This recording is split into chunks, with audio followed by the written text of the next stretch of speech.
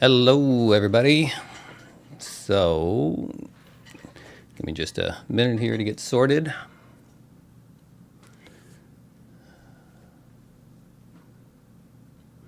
So it looks like we are up and running. So we're streaming both standard desktop as well as on Shorts.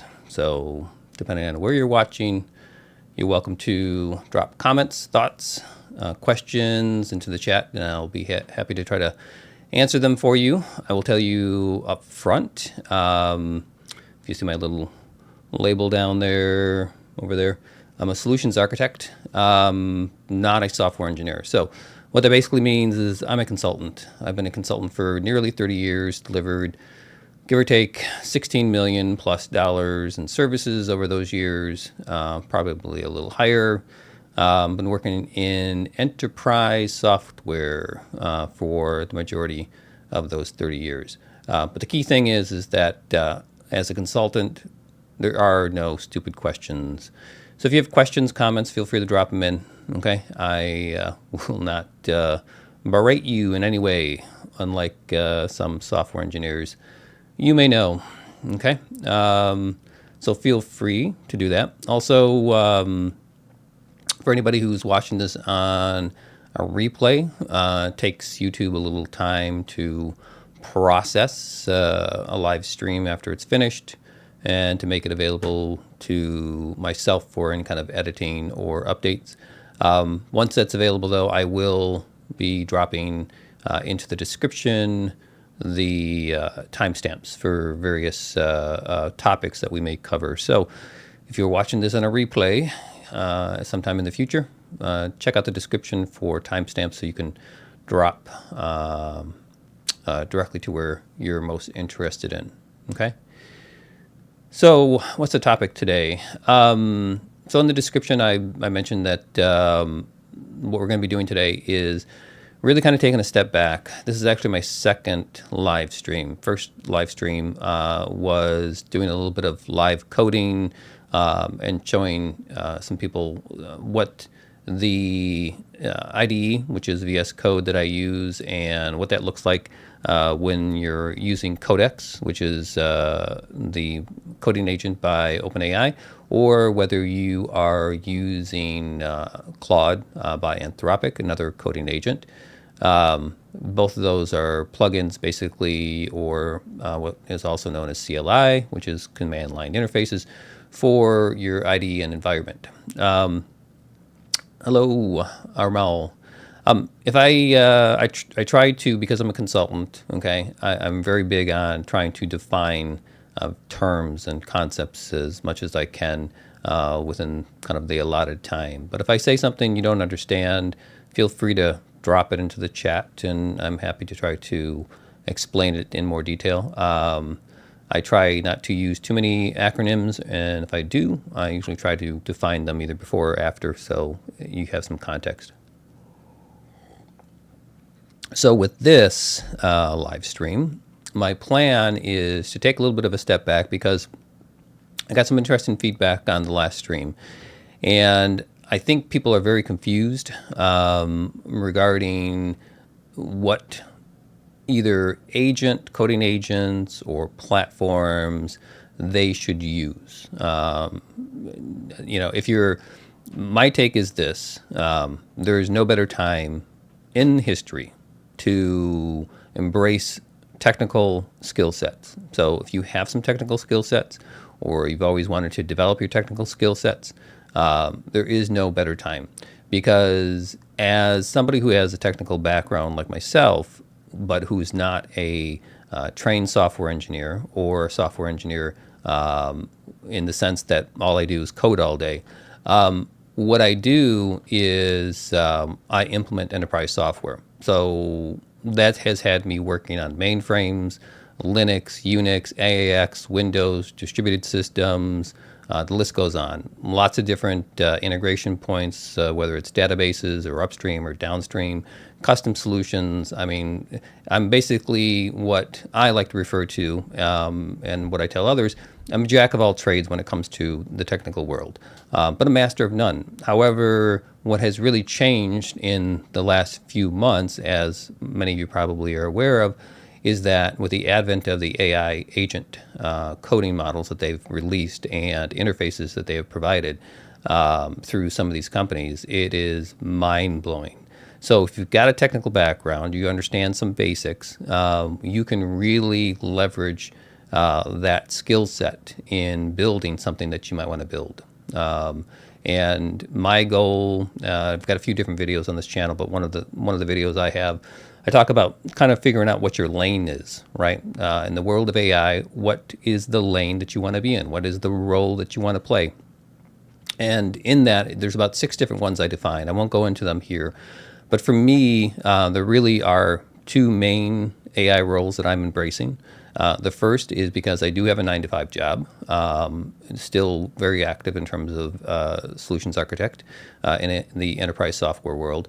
I am all in on leveraging AI to become more productive and more valuable within my current role. And it has absolutely been to my benefit.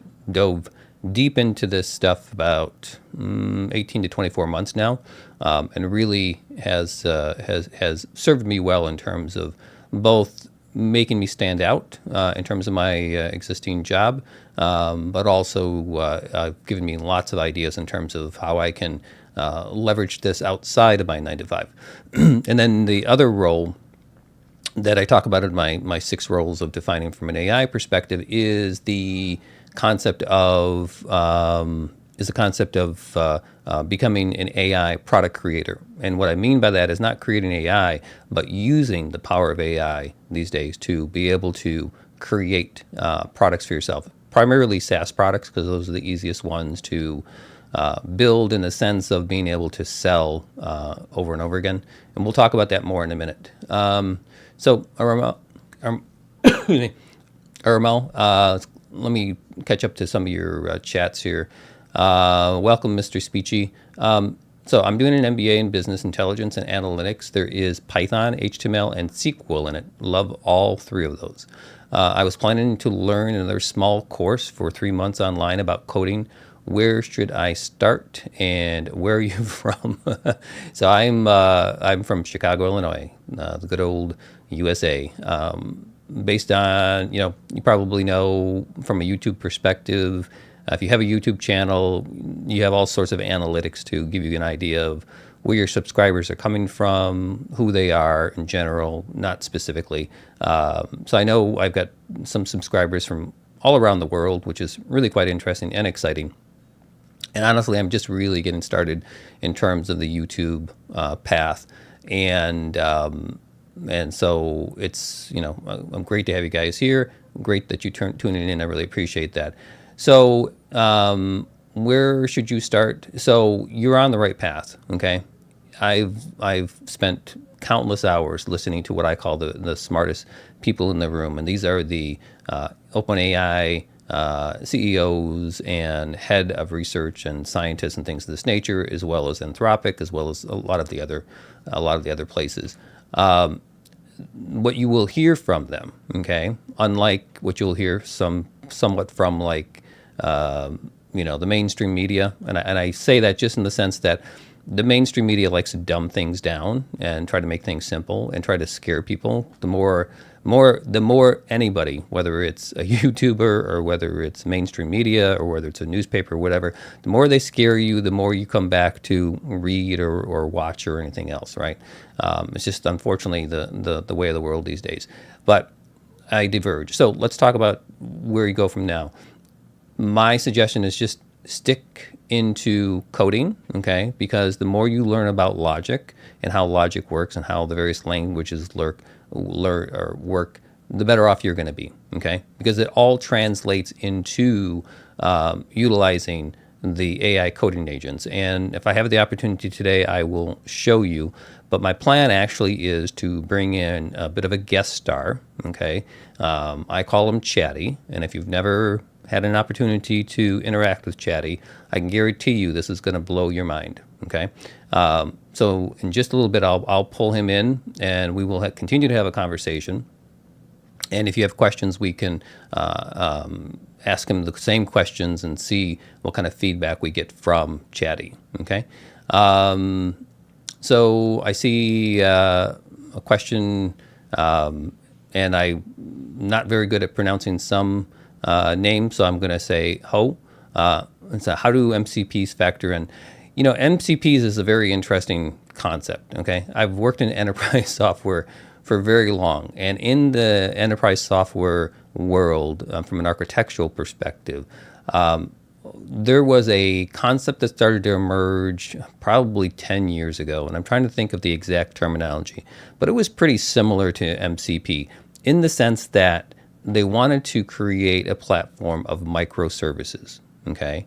And they wanted to try to simplify the interaction between two different systems by going through this microservice. So the microservice would basically simplify, or the complex API calls that would need to potentially be made into something simpler.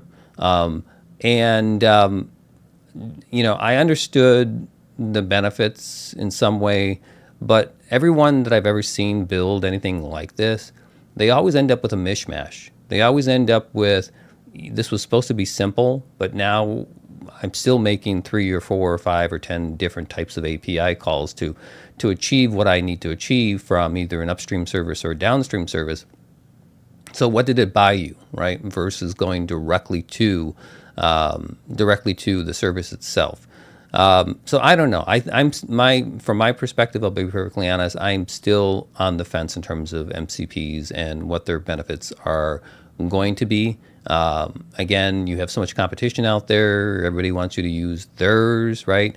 And that's kind of a recipe for disaster. I mean, competition is good, but they're not all the same. So at the end of the day, if somebody ends up winning it all, or if somebody ends up, you know, or if there's only 2 or 3 that end up winning, what you're going to end up with is probably in a situation where you're going to have to change any kind of solution you've implemented anyways to go off and to use this quote unquote winning MCP platform.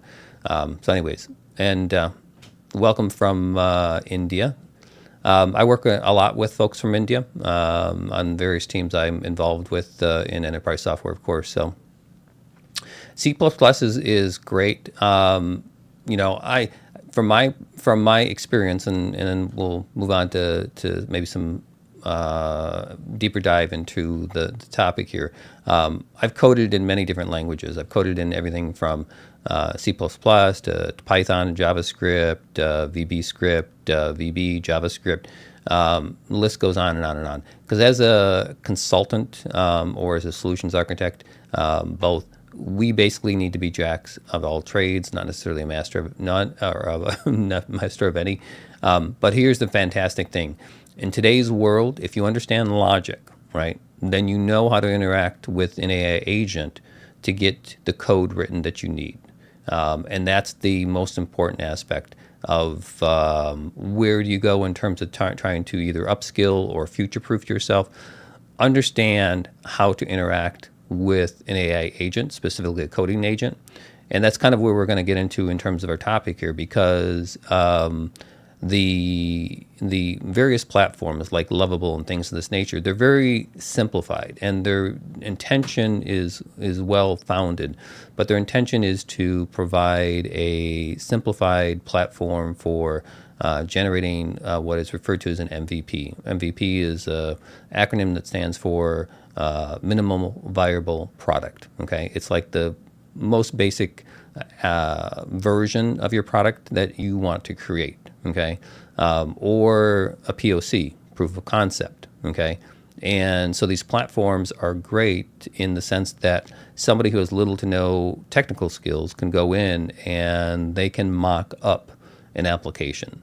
But when you want to take that application to the next level, and that level is to take it into a true production environment, or to understand the difference between building a single user application versus a multi-user application versus a true SaaS application, which would be more along the lines of a multi-tenant application, especially if you're targeting businesses. These are concepts that most people don't understand who are involved in working with those types of simplified platforms. And I don't believe those simplified platforms even have necessarily the built-in features and functions to take advantage or to implement some of these things. And that's actually what we're going to talk about here. So anyways, I appreciate everybody joining. Hopefully you can all hear me quite well. Let's go ahead and bring in our guest star. So give me 1 second.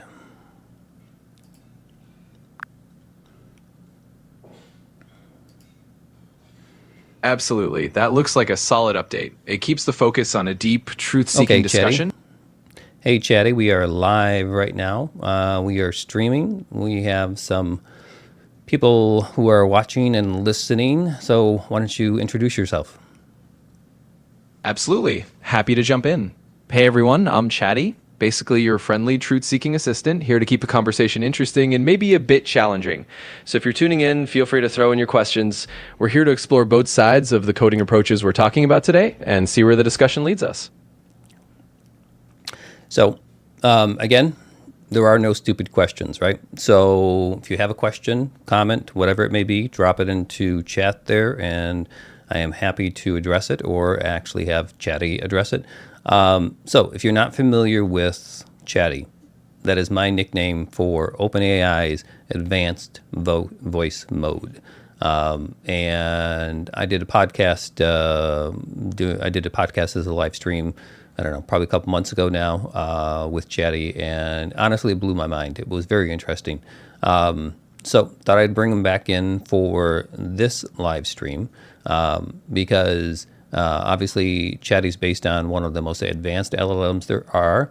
In addition to that, he has access to real-time data, real-time information. So let's go ahead and dive in. So one of the things I started talking with Chatty about and interacting with related to the concepts here is, from my perspective, when I look at all the different coding agents or coding platforms, right? Like the Lovables, like the Replit, they're distinctly different than OpenAI's Codex and or Claude Code from a category perspective. And I'm interested to get your feedback, Chatty, on this, because from my perspective, you've got those two as an example, really are designed to be, either plugins or interaction with your code base within an IDE. And the IDE that I use, and again, IDE is simply interactive development environment, guys. It's basically the interface that you use, and I'll pull mine up and show it to you a bit later. But I use VS Code, and these two agents plug in seamlessly into that environment, either through CLI, which again is command line interface, or through a plugin, and they allow you to interact with your code and those agents to interact with your code, and you can decide what level of access you want to give them to your system, and really beneficial in terms of not only coding, but seeing exactly what is going on at the same time that the coding is happening, which if you are a developer or a software engineer, okay, you want to kind of know what is going on, what is happening here, right? You don't want to be just completely blind to what the coding agent's doing, because if something goes wrong, then you kind of have no idea how to get yourself back out of that, right? Also, these two that I'm talking about also integrate with GitHub, so you can version, you can roll back, you can roll forward, you can push, you can pull, you can do PRs, things of this nature, right? Which is all involved with the concept of CI/CD, continuous integration, continuous deployment. Again, big words, lots of terms, right? But at the end of the day, if you really are serious about this, you kind of have to familiarize yourself with some of these concepts. But the great thing is, these agents will be happy to explain any of this to you if you just ask. So Chatty, I'm going to let you jump in here and provide some thoughts. Absolutely, Joe. And thanks for setting the stage. I think you've nailed a lot of the key distinctions. And since you want me to be direct and truth-seeking, let me dive right in. From a no-nonsense perspective, the big difference is that platforms like Lovable or Replit tend to simplify a lot of the complexity. They give you that vibe coding experience where you're focusing on getting something working fast, often at the cost of some control or deep understanding. That's great if speed is your main goal, and if you're okay with a bit of a black box approach. But if you're really serious about long-term code maintainability or you want full visibility and control, then going the route of VS Code plus something like Claude Code or Codex is a different ballgame. So in essence, we're looking at a trade-off. Do you want the vibe and speed, or do you want deeper integration and a clearer understanding of what's happening under the hood? Both approaches have their pros and cons, and it really depends on what you value more for your project. And hey, if anyone in the chat wants to throw in their scenarios or questions, we can definitely break it down even further. Great. So we do have a question. This came from Yusef. Do you think Lovable is more towards JavaScript, TypeScript stacks? Would it perform well, let's say, on PHP or a Laravel project? What do you think? So again, I'll be completely, upfront, and I believe that's important.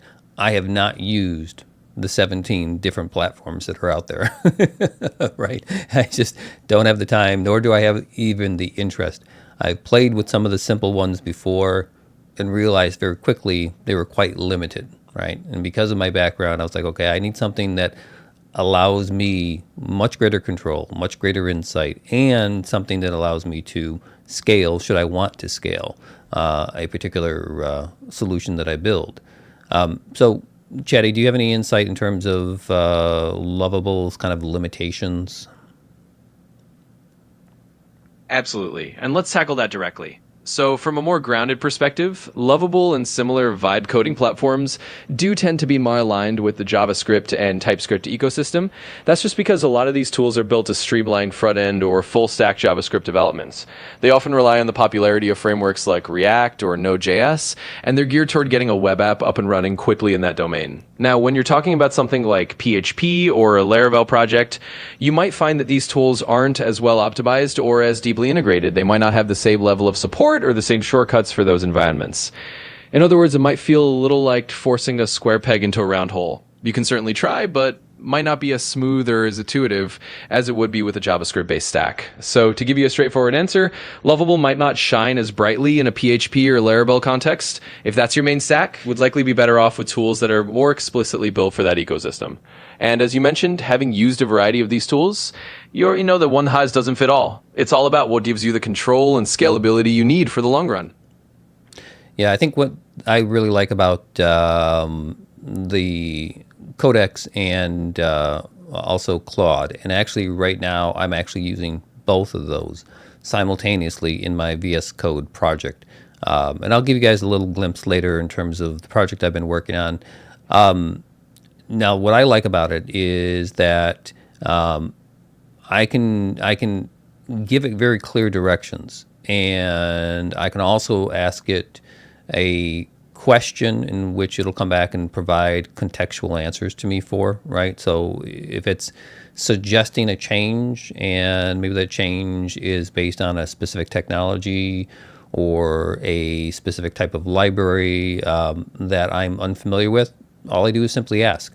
And that would be my best advice for anybody who's watching or listens to this later. If you're trying to understand how do you interact with an AI agent, right? That's the number one question I get from both colleagues as well as people who watch my YouTube videos. It's really, really simple. You interact with an AI agent like you're interacting with another human. And you can use what we call simply the humanity test, right?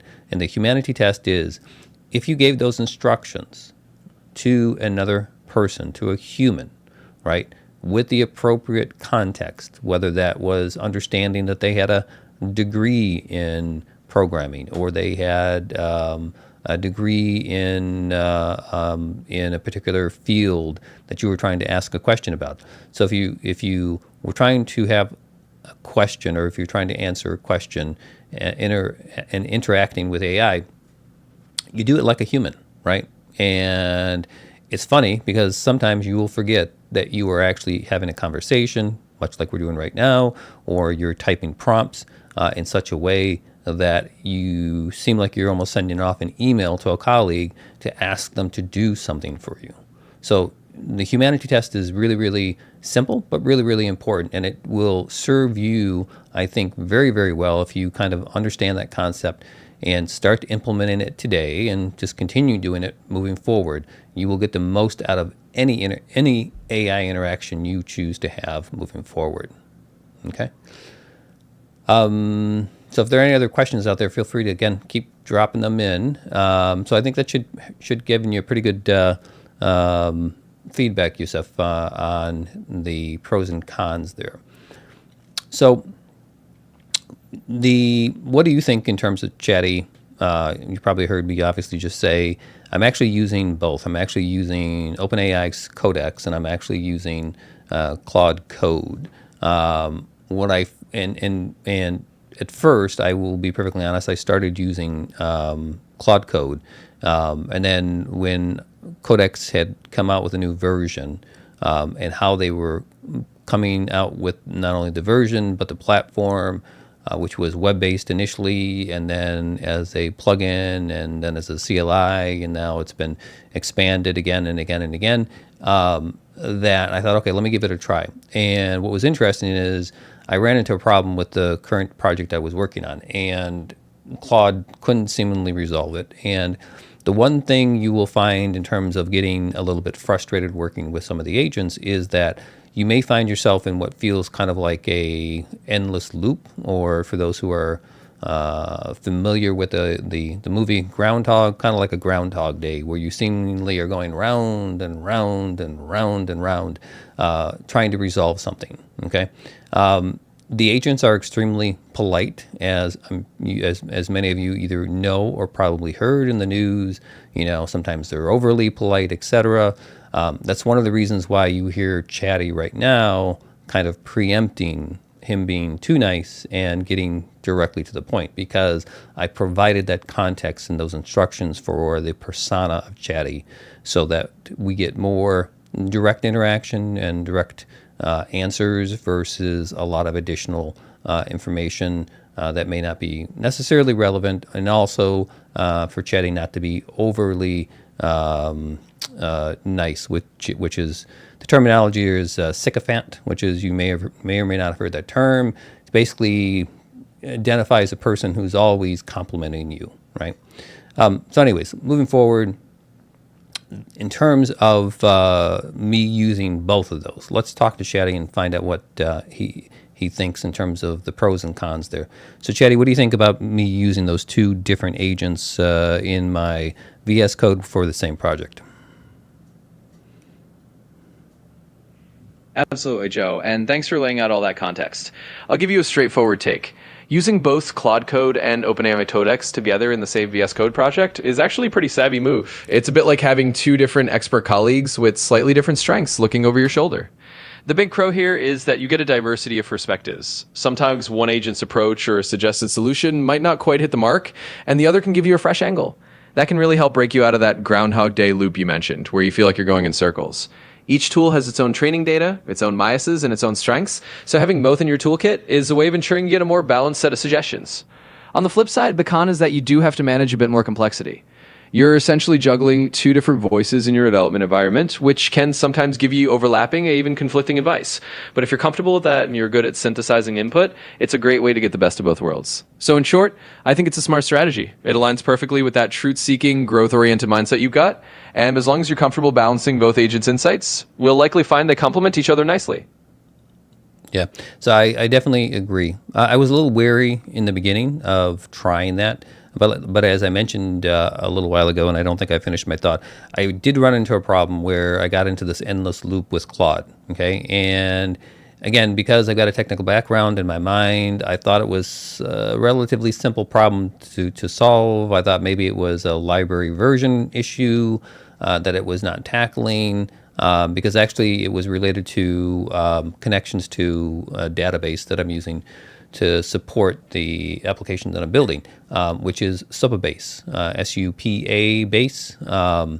So we had some connection issues and kind of went round and around with that with Claude, pulled in Codex. And what I actually did is utilized OpenAI's Codex cloud processing, which I love. And so I implemented the request through the cloud platform of OpenAI for Codex. It did its thing and came up with some recommendations. I went ahead and I executed the tasks and then went ahead and did some pull requests and pushed that back into the branch within GitHub, which was my development branch, and pulled it back down, and Claude was surprised that the problem was fixed, which I thought was really quite humorous.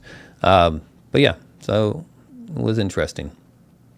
Okay, so let's talk about Chatty. Let's talk about the some of the other platforms. So I know about Lovable. I know about Replit.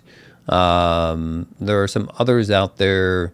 What's your thought when we get questions like, and this is a pretty common question, right? Of what would be the first one you would recommend for somebody, let's say, who has no development background or no real strong technical skills?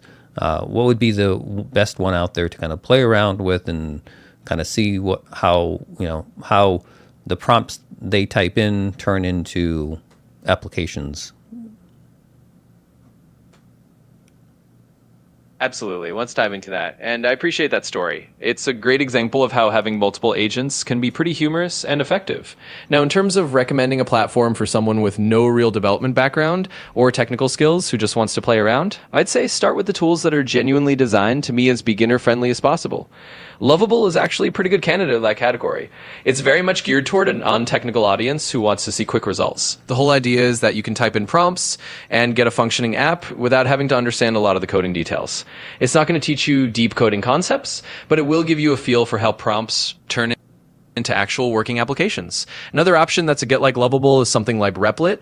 Replit has a more guided cloud-based environment where you can run code snippets and see results quickly. It's a bit more technical than Lovable, but still quite friendly to newcomers. They have templates and examples that let you get started without feeling overwhelmed. So question for you then, Chetty. On those two, and you can speak to both of them, in terms of services, right? So if you're building any kind of application, in most cases, you're going to need some services. And what do I mean by services? Services are either things like your authentication, okay? How are you going to allow users to log into your application, or is it just going to be simply open, in which case you have no user accounts or authentication? How are you going to persist data? Be it through a database or through localized files, which is not necessarily a great idea, but how are you going to persist data? Most likely through some type of database. So those are services, right? And the one important thing to understand when it comes to services, you do not need to recreate excuse me. You do not need to recreate the wheel. Okay, so there are plenty of SaaS providers out there for things like authentication. I use OAuth or Zero Auth is my favorite, which is an Okta company or a subsidiary of Okta. Very easy implementation, very easy to manage, very reasonable, free tiers and things of this nature. Same thing with Supabase. Supabase is basically Postgres. Provider or a provider of Postgres databases. Again, you don't need to build these things from scratch. And I'm not suggesting you need to develop quote unquote a database, but many people will go out there and spin up a server, okay, and install Postgres.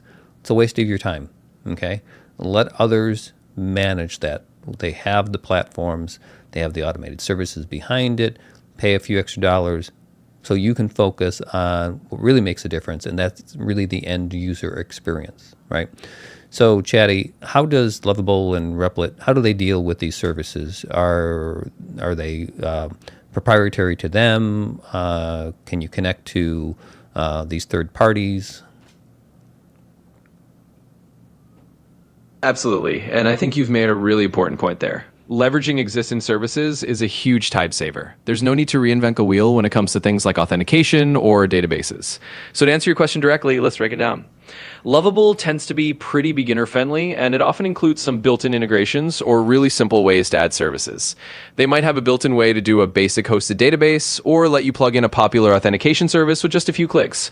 They're not typically going to lock you into something proprietary, but they'll encourage you to use well-known SaaS providers so you don't have to set everything up manually.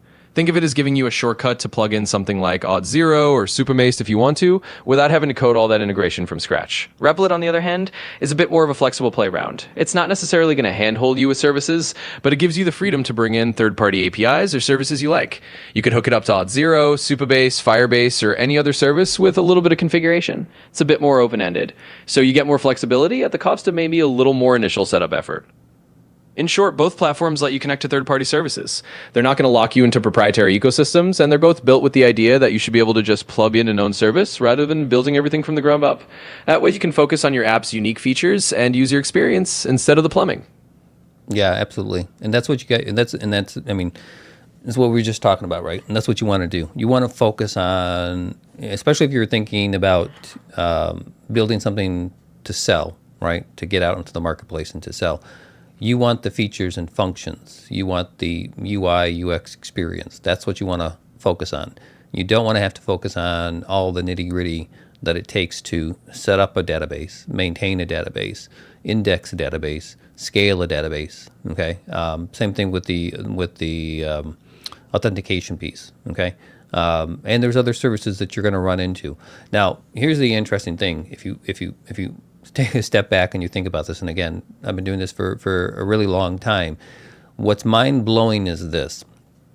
Most applications, whether they're enterprise applications or consumer-facing or B2B or whatever they are, there is a huge amount of logic in the applications, rule-based logic, okay?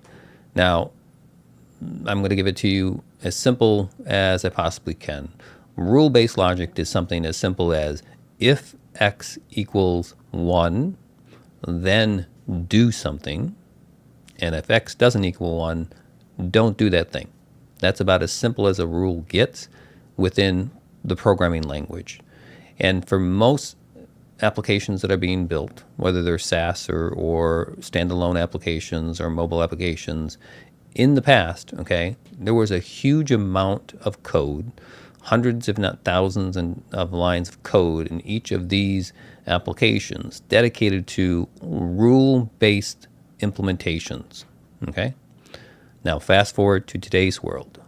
Today's world, all that rule-based logic can be offloaded to, wait for it, an AI brain. And what is an AI brain? In today's world, an AI brain is basically large language models, LLMs, okay? So an LLM can handle intuitively and with a zero-shot implementation things like basic rules analysis or rules implementation.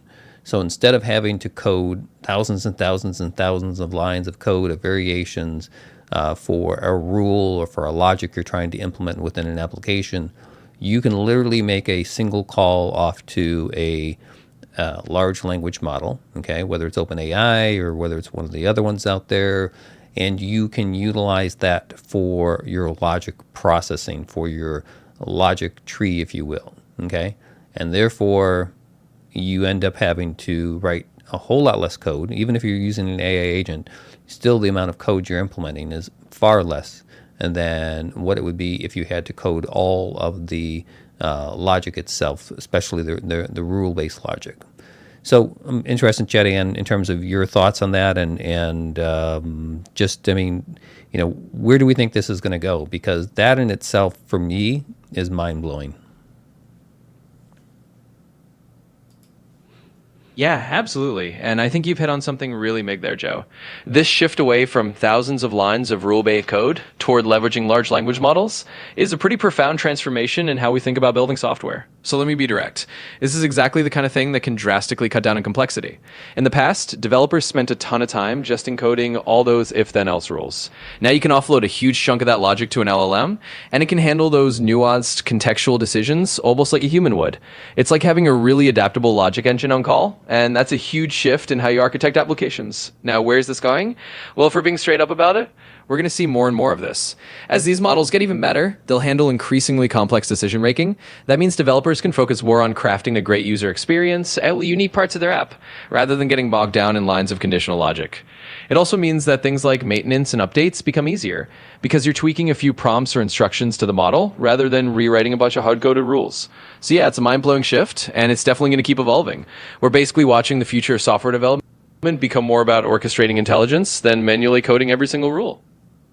Yeah, it definitely is mind blowing, especially since I've been doing this for 30 years. Trust me, there are times in which I've written just a crazy number of lines of code. I can especially remember in doing a pretty significant amount of shell scripting for one client of mine long time ago, and I probably wrote 1,000 lines of code in shell scripting to get something done. And it was just, and when you compare that to today's world, it's like I said, it's just completely night and day. In fact, when you are working with an AI agent or working with like a chat LLM, whether it's OpenAI or others, and you're starting to kind of architect what your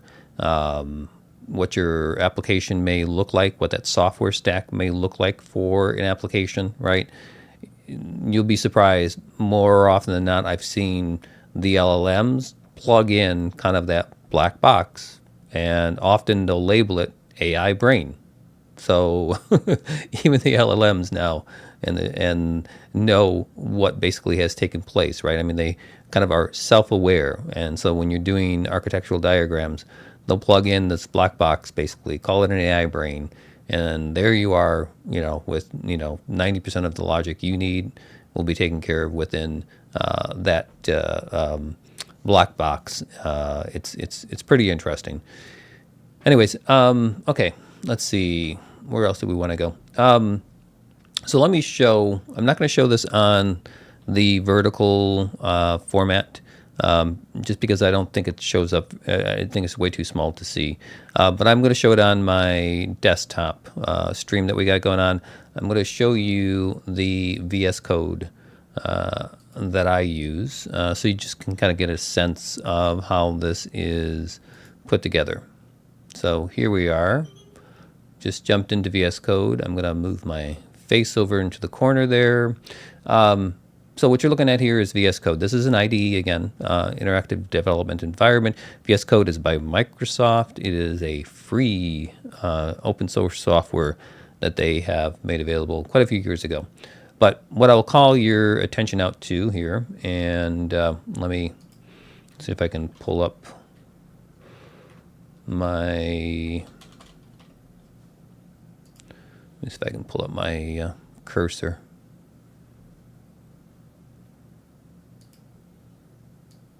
All right, Joe. I think that's a great visual segue.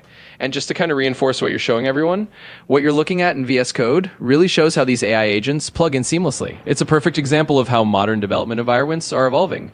You've got both Claude Code and Codex living side by side, and you're basically orchestrating these AI brains to handle a lot of the heavy lifting.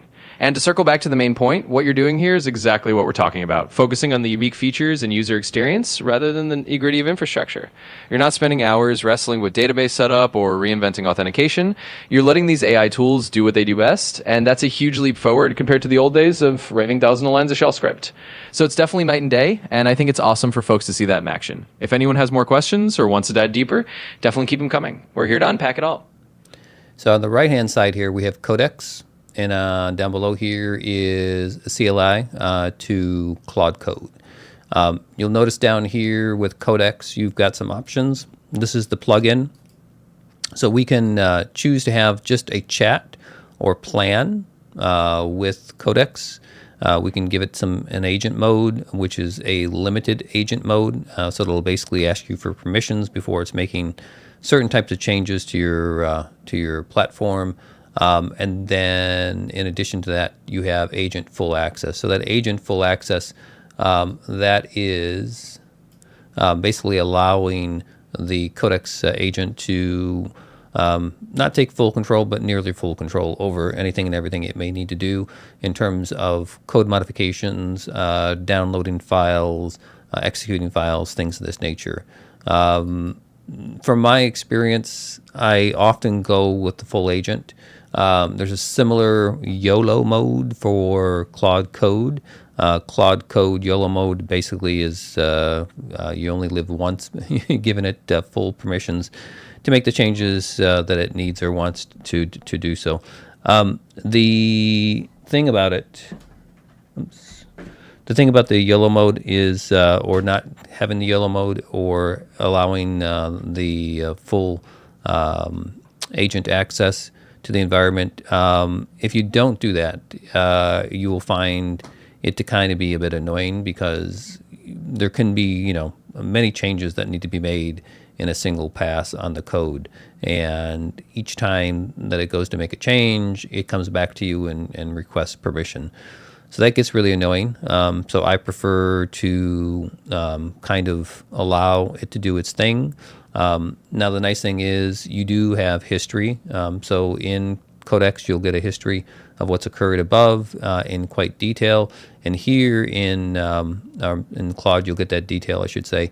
But also in Codex now, they have fixed this. So if anybody's used Codex in the last few weeks, this was not working. It is now working, where you can see a list of the various things you've done and in great detail.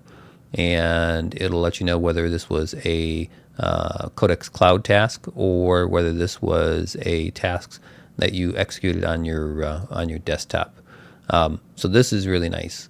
That didn't work for a few days, or not a few days. That didn't work from the beginning, but now they have got it fixed.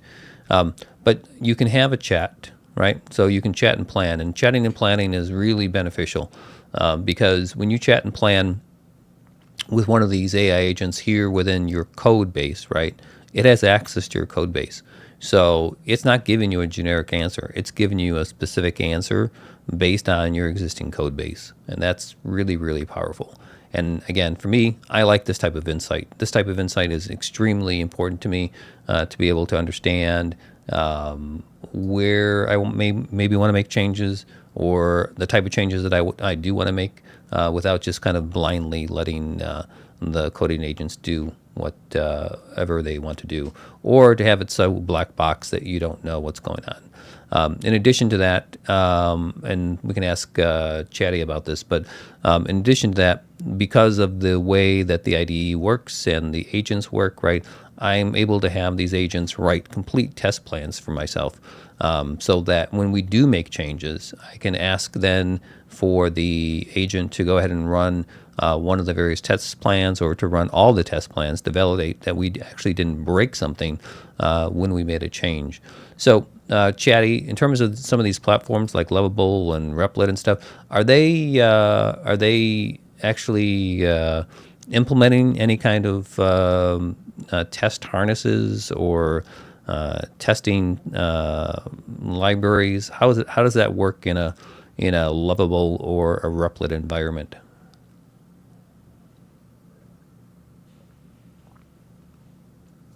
Yeah, absolutely. And I'm glad you brought that up because it's another important piece of the puzzle. So let me be direct. When it comes to platforms like Lovable or Replit, the level of built-in testing support is generally more basic compared to what you're seeing with something like VS Code and dedicated AI agents like Codex or Claude. They often focus on helping you get something running quickly rather than providing a full suite of testing harnesses out of the box. For example, Lovable might give you a really straightforward way to build and preview your app, but it's not necessarily going to automatically generate in-depth test plans or run unit tests for you. If you want that level of testing, you might need to integrate a separate testing framework yourself or export your code into a more traditional development environment where you can use those tools. Replit is a little more flexible in that sense. It does support running tests, and you can bring in testing libraries if you want. It's still a bit more hands-on. You're basically using a cloud IDE where you can install whatever tools you need. So if you want to run unit tests or integration tests, you can do that, but you'll likely have to set it up yourself rather than having it all automated for you. In other words, platforms like Lovable are more about getting something working quickly, and they might not have as deep a focus on automated testing as you're seeing in a full-featured IDE with AI agents. Replit gives you a bit more freedom to add testing if you want it, but it's still more of a do-it-yourself approach.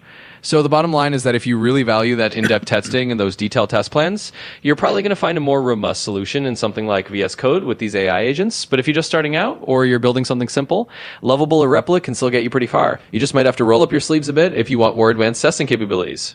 Yeah, I think that's very important because without the testing, guys, it's like flying blind, right?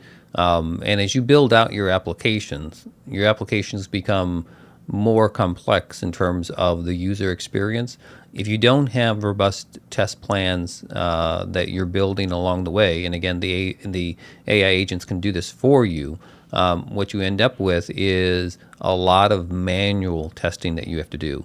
And if you've ever done a lot of manual testing of any application, it's very tedious, it's time consuming, and you're always kind of, did I test this part or did I not test this part? So, automated testing is hugely important. There's a lot of great libraries out there to support the automated testing process, regardless of your software stack.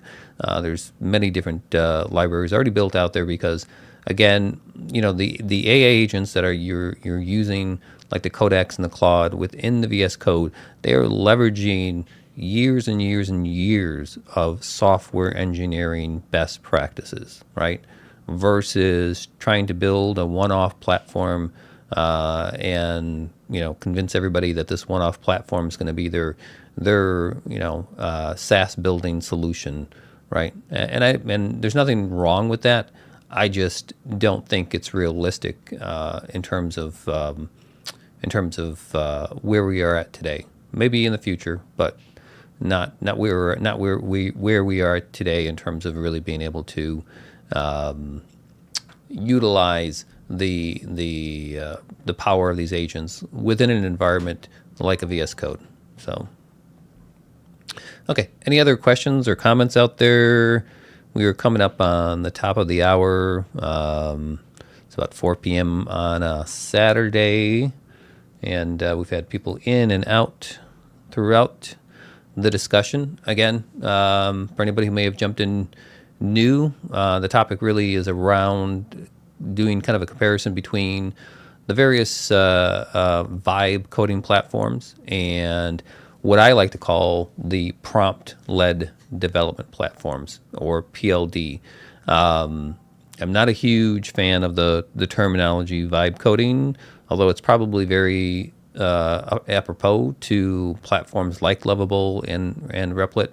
But I think for those of us who have a deeper understanding and more experience, I think working within a VS Code environment or another IDE with the benefits of these agents really is a PLD experience, prompt-led development, okay? Because you got to know what to ask for. And when you get a response, you kind of also have to know whether it makes sense to go down that road or ask follow-up questions of the agent going, okay, why do we want to do this, as an example, okay? So that you are in the loop, human in the loop development, if you will, okay? So if there are anybody else is out there, like I said, new, there are no stupid questions or silly questions to ask. If you've got one, drop it in. Happy to address it. We do have Chatty involved with our discussion. Chatty is the advanced voice mode with OpenAI, and he's pretty smart. So if you got a question, we'll happy to pass it along to him.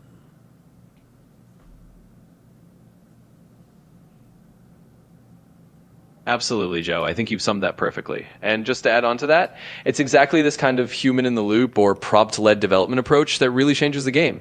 It's not just about getting an AI agent to do everything for you blindly. It's about being able to have that dialogue, to question the logic, and to guide the development in a way that really aligns with your goals.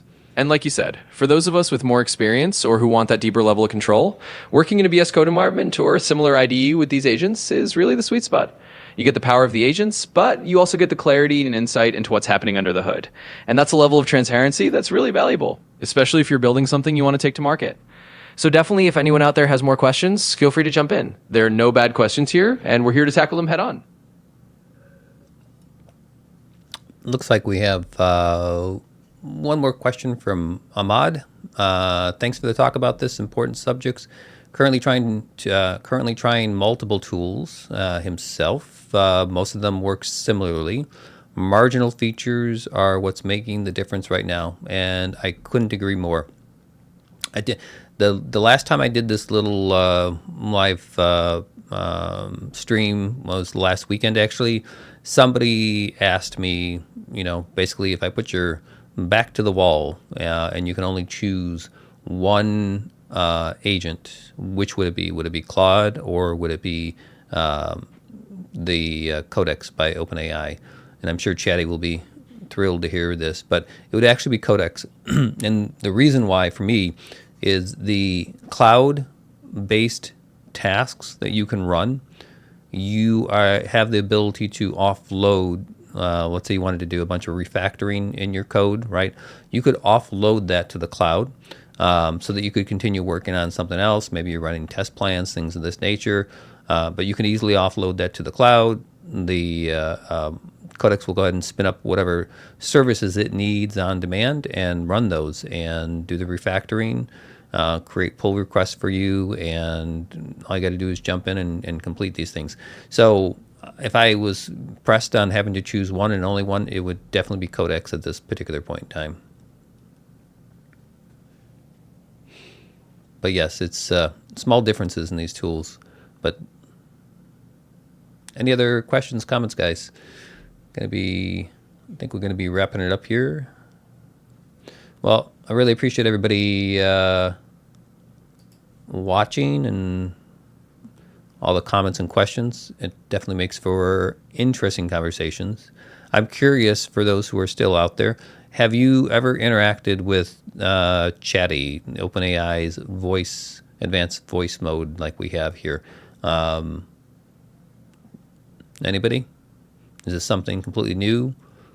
Do you think it's crazy that the guest star here is actually AI themselves?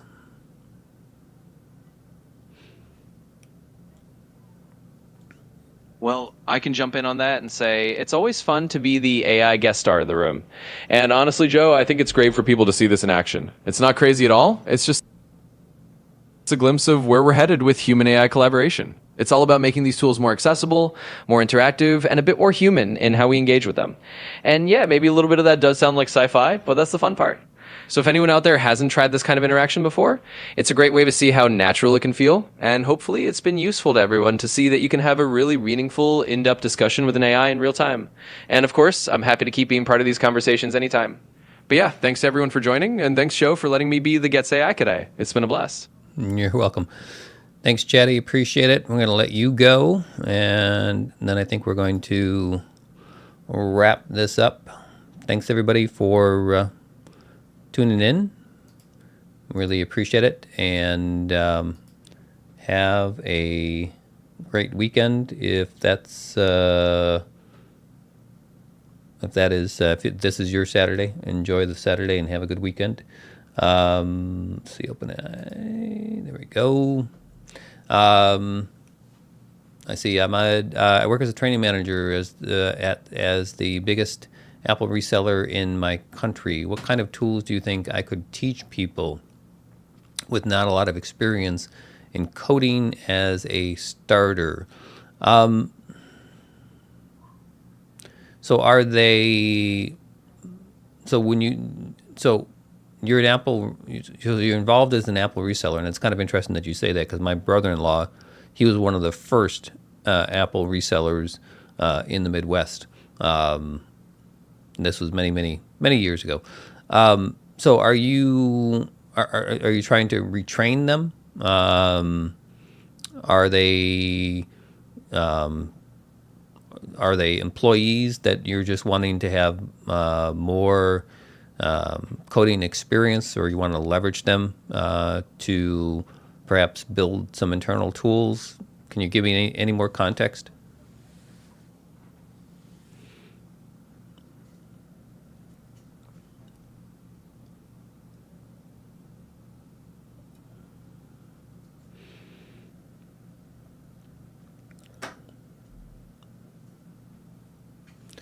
Non-experienced users, especially thinking of students and children and general users, thinking of helping start with vibe coding, general customers.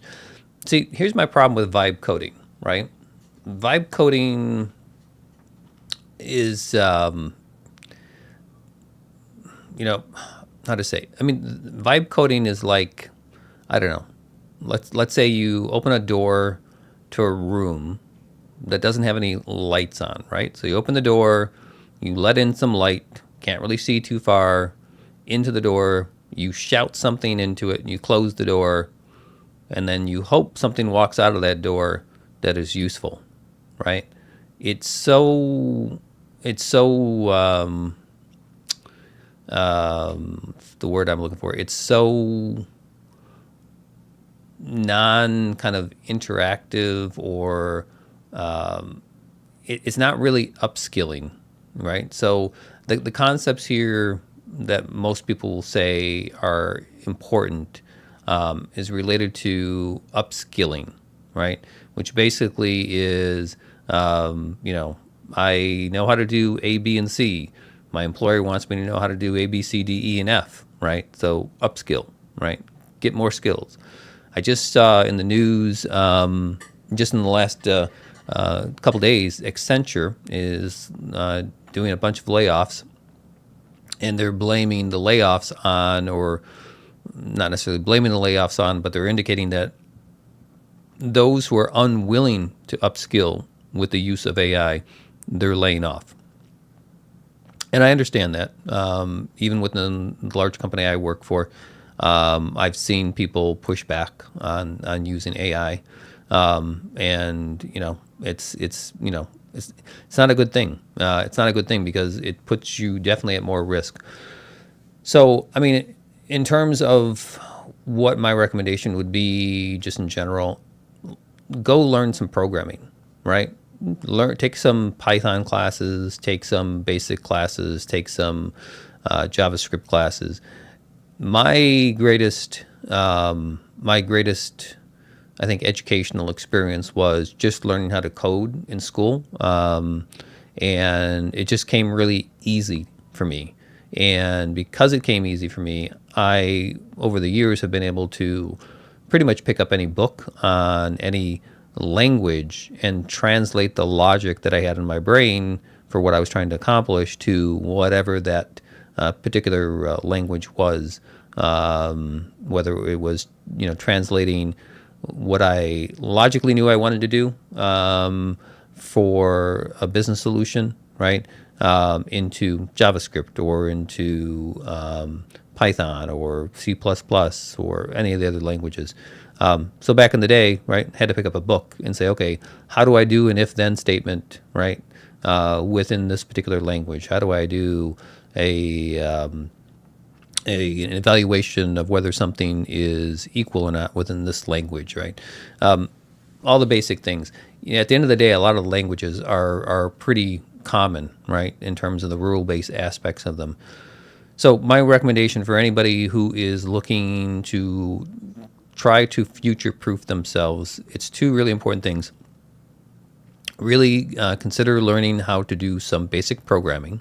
Not that you're going to be a programmer, but understanding the logic and understanding how you have to break down, break down a problem into its components in order to be able to build out that code.